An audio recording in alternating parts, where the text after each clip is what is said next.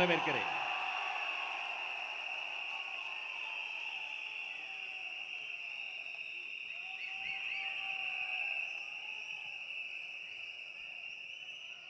மாபெரும் செயல் வீரர் கூட்டத்தில் தலைவர் அனுமதியோடு இந்த நல்ல நிகழ்ச்சியை துவங்கி வைக்கிற நல்ல வாய்ப்பை தந்தமைக்கு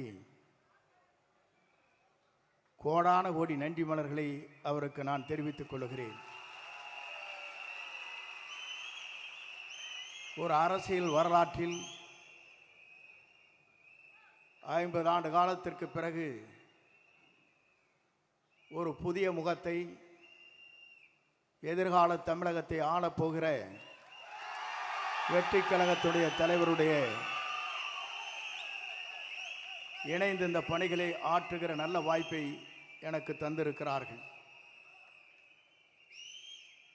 இங்கே பார்க்கின்ற போது எல்லோரும் கையிலே விசிலை வைத்துக் கொண்டிருக்கிறீர்கள். ஆனால் நாளை காவல்துறை கூட விசிலை வைக்க முடியாத சூழ்நிலை ஏற்படும்.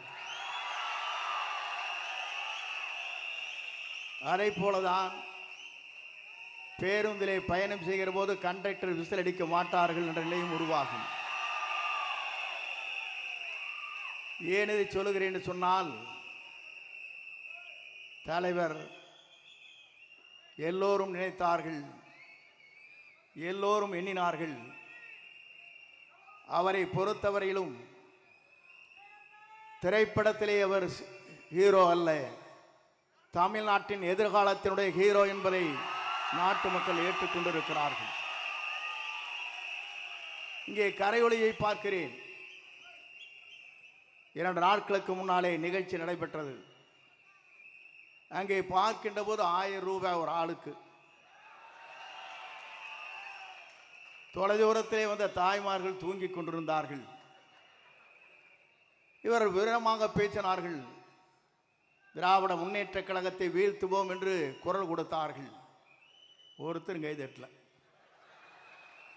ஆனால் திராவிட முன்னேற்ற கழகத்தை வீழ்த்தக்கூடிய ஒரே தளபதி நம்முடைய தளபதி தான்.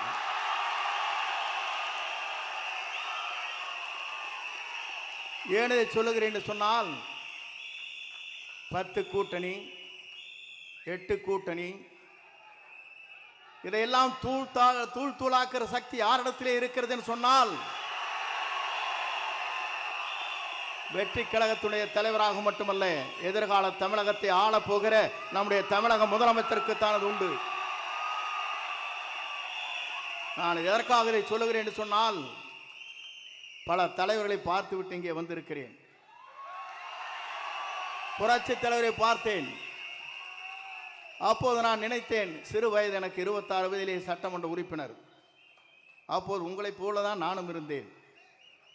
ஆனால் நம்முடைய தலைவரோடு இணைந்ததற்கு பிறகு எங்கு சென்றாலும் உங்களை பார்க்கின்ற போது ஆள் விட்டா போதுமப்பா, போட்டு முதிச்சு முடிதுரா. நீங்கள ஒரு பக்கம் செல்ஃபி எடுக்கிறாங்க, ஒரு பக்கம் திருப்புறாங்க, ஒரு பக்கம் மாட்டுறாங்க. பெண்கள் அதற்கு மேலே ஓடி வந்து படம் எடுக்கிற காட்சியும் நான் பார்த்தேன்.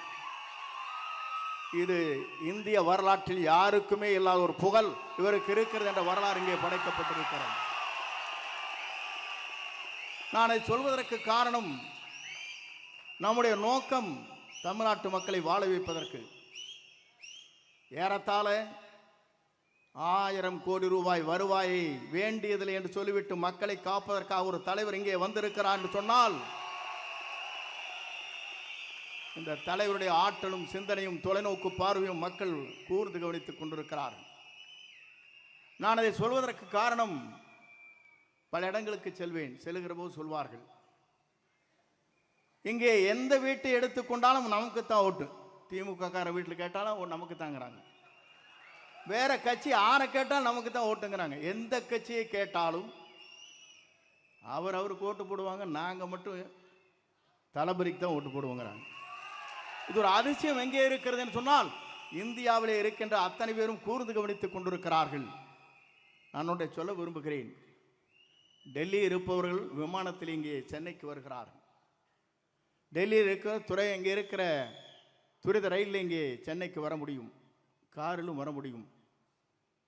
ஆனால் செல்லுகின்ற பாதை எதுவாக இருந்தாலும் சென்னை என்ற இடத்தை நோக்கி மக்கள் வருகிற வரலாறு தமிழ்நாட்டிலே படைக்கப்படுகிற ஒரே தலைவர் நம்முடைய தளபதி என்பதை நான் இந்த நேரத்தை கோடிட்டு காட்ட விரும்புகிறேன்.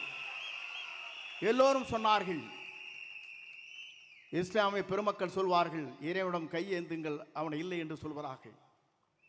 இந்து மதம் சொல்லும், கேட்பதை கொடுப்பவனை கிஸ்ஸா கிஸ்ஸா என்று சொல்லும். அதே போல கிறிஸ்தவ மதத்தை சார்ந்தவர் சொல்வார்கள், தட்டுங்கள் திறக்கப்படும், கேளுங்கள் கொடுக்கப்படும் என்று சொல்வார்கள். ஆனால் கேட்காமலே கொடுக்கக்கூடிய ஒரு தலைவர் தமிழ்நாட்டில் இனி தோன்ற போகிறார். அவர்தான் தமிழ் மண்ணிலே முதலமைச்சராக வரப்போகிறார். அந்த வரலாறு படைக்கிற காலம்தான். எல்லோரும் நினைத்தார்கள் 10 கட்சியின் கூட்டணி அசைத்து விட முடியுமான்னு நினைக்கிறார்கள். எல்லோரும் ஆடி போய் நிற்கிறார்கள். ஏனென்று சொன்னால் ஒருவர் புதிதாக தோன்றி இருக்கிறார். அந்த இரு கட்சியிலும் இருக்கின்ற தலைவர்களே அல்ல. ஏனென்று சொன்னால் தலைமை என்பது வேறு.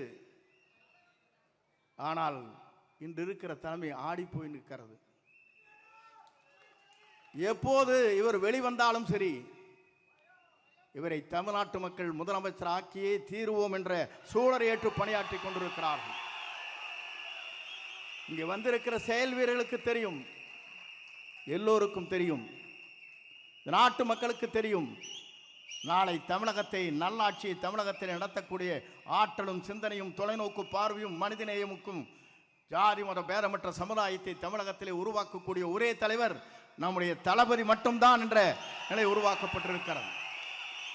ஆகவே நீங்கள் கவலைப்பட தேவையில்லை. எந்த சக்தியாலும் தமிழ்நாட்டில் இனி நம்மை தடுத்து நிறுத்த முடியாது.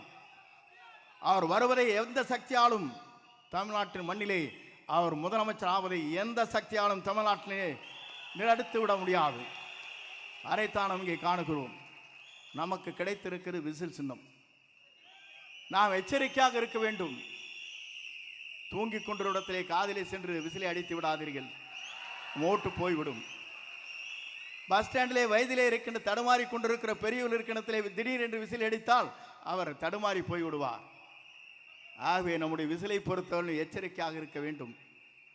ஏன்னு சொன்னால் நாம் போடுகிற வாக்கிலே தான் நம்முடைய வெற்றி வரலாறு இருக்கிறது என்பதை மறக்காமல் நம் பணிகளை ஆற்றிடல் வேண்டும். இங்கே வந்திருக்கிற நீங்கள் அத்தனை பேரையும் நான் காணுகிறேன். உணர்ச்சி வசமாக இங்கே இருக்கிறீர்கள். 1000 கொடுத்து அங்கே கூட்டுகிறார்கள். 1 ரூபாய் கூட இல்லாமல் இங்கே கூடப்படுகிற கூட்டத்தை பார்க்கிற போது நம்மை வெல்வதற்கு எந்த சக்தியாலும் இனி தமிழகத்திலே இல்லை என்ற வரலாறு படைக்கின்ற காலமாக அந்த காலம் அமையும். இங்கே வருகிறது முதலே இதை துவக்கி வைக்கிற வாய்ப்பினை உருவாக்கி தந்திருக்கிற நம்முடைய தளபதிக்கு மீண்டும் கோடான கோடி நன்றி வளங்களை தெரிவித்து விடைபெறுகிறேன். நன்றி, வணக்கம்.